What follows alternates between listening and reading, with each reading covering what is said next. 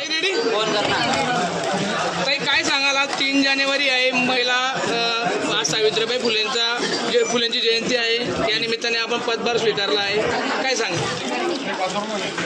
खरं तर आज क्रांतीज्योती सावित्रीबाई फुले यांच्या जयंतीनिमित्त आज हा भाग्याचा दिवस उजळला की त्या निमित्तानं एक महिलेला या जयंतीने एक बळ येतं, एक विचार येतो, एक स्वच्छपणाची भावना येते आणि काम करण्याला बळ मिळतं. हा सगळा विचार ठेवून आज मी हा दिवस निवडला पदग्रहण सोहळ्यासाठी आणि खरंच मनापासून आभार आणि धन्यवाद. ताई, या निवडणुकीमध्ये फक्त पाणीपुरवठा योजनेबाबत विरोधकांच्या माध्यमातून प्रश्न उपस्थित करण्यात आले होते की आपल्या पाचोरा शहराला पाणीपुरवठा मिळत नाही, आणि आज आमदारांनी स्वतः सांगितलं की आपण येत्या 5 वर्षामध्ये आता नगराध्यक्षांना पाणीवलीबाई म्हणून ओळखाल, तर तुम्ही 1 दिवसाआड पाणी देण्याचं आश्वासन पूर्ण करणार.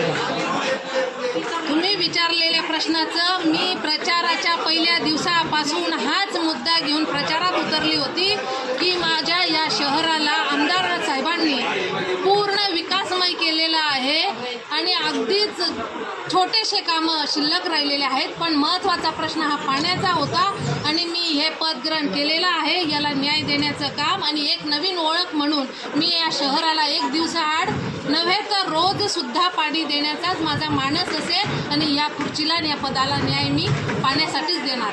बरं, आता तरी तुम्ही ह्या खुर्चीपर्यंत पोहोचलात, लोकनियुक्त नगराध्यक्ष झालात, तर तुमच्या आता या मतदार लोकांना काय संदेश देणार आहात? मतदार लोकांचे मनापासून आभार, धन्यवाद. या जनतेच्या आशीर्वादाने, त्यांनी दिलेल्या साथमुळे आमच्या पाठीवर त्यांची थाप होती, म्हणून आम्ही हा विजय आजचा घेऊ शकलो, आज ह्या विजयापर्यंत पोचू शकलो. त्याच्यामुळे ह्या मायबाप जनतेचे मी मनापासून आभार मानेल, धन्यवाद देईल.